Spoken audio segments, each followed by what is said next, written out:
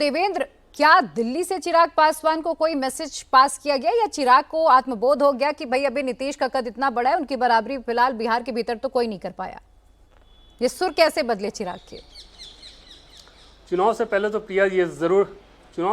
प्रिया ये ज़रूर मैसेज था कि एनडीए को एकदम एकजुटता के साथ जाना है और एक भी बयान ऐसा नहीं होना चाहिए जिसमें ये लगे कि आप राज्य सरकार के किसी चीज़ फैसले के खिलाफ या जेडीयू नेतृत्व के खिलाफ कोई सवाल खड़े कर रहे हैं।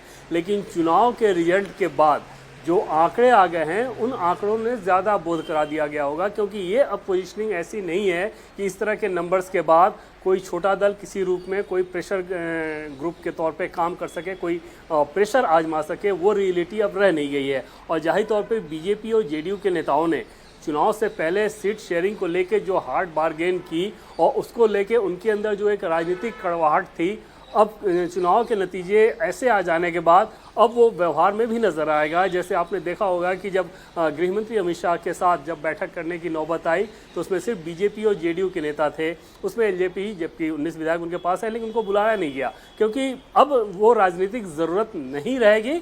तो जो रियलिटी है, जो प्रैक्टिकलिटी है, उसके हिसाब से वो ज़्यादा चलना चाहेंगे बीजेपी और जेडीयू के नेता। शायद चिराग पासवान को भी ये समझ में आ रहा होगा कि बेहतर है कि अगर बिहार का मैंडेट ऐसा मिला है कि उनके इतने सारे विधायक जीत गए तो इस मोमेंटम को और आगे बढ़ाएं ताकि भविष्य में अपना कद और अपनी स्थिति और ज़्यादा मजबूत कर सकें। ये तो चिराग पासवान को भी समझ में आ ही रहा होगा। बिल्कुल राजेश, एनडीए को एक नया नाम मिला बिहार चुनाव में, पांचों पांडव। अब 5 पांडव नाराज ना हो, ये कितनी बड़ी चुनौती खासतौर पर बीजेपी के लिए हुई होगी, क्योंकि सबसे बड़े भाई की भूमिका में ज्यादा सीटों के साथ बीजेपी है। सबको मनाना, 5 लोगों को उनके हिसाब से भागीदारी देना कितना महत्वपूर्ण है और क्या कल हम इसकी भी तस्वीर देखेंगे? देखिए, बड़े भाई की भूमिका में बीजेपी है और मनाने वाले फॉर्म में नहीं है, मनाने की कोशिश नहीं कर रही। और जो बाकी के 4 भाई हैं वो बीजेपी की बात जो है वो सुनते हैं, मनाने की जरूरत नहीं पड़ती। बीजेपी अगर कुछ कहती है तो वो बाकी के जो 4 भाई हैं उन्हें लगता है कि वो उनके फायदे की बात है। इस 5 लोगों के गठबंधन में बने रहने, मजबूती से बने रहने वाली बात बीजेपी कर रही है। यही वजह है कि जब भी कहीं कुछ फंसता हुआ दिखा, हमने देखा कि बीजेपी के बड़े नेता, चाहे वो गृह मंत्री हो देश के, वो सामने आए, या फिर धर्मेंद्र प्रधान हो, विनोद तावड़े हो, वो पिक्चर में आए। नित्यानंद राय तक को देखा हमने कि वो पिक्चर में आए जब चिराग पासवान निगोशिएशन के दौरान एक वक्त खबरें आई थी कि वो नाराज हो गए। तो जो बड़ा भाई है, यानी कि भारतीय जनता पार्टी बड़ा भाई है, वो उस रिश्ते को, उस जगह को अच्छे से निभाता हुआ नजर आ रहा है। यही वजह है कि 5 में बॉन्डिंग जो है वो जमीन पर नजर आ रही है। चुनाव प्रचार के दौरान हमने देखा कि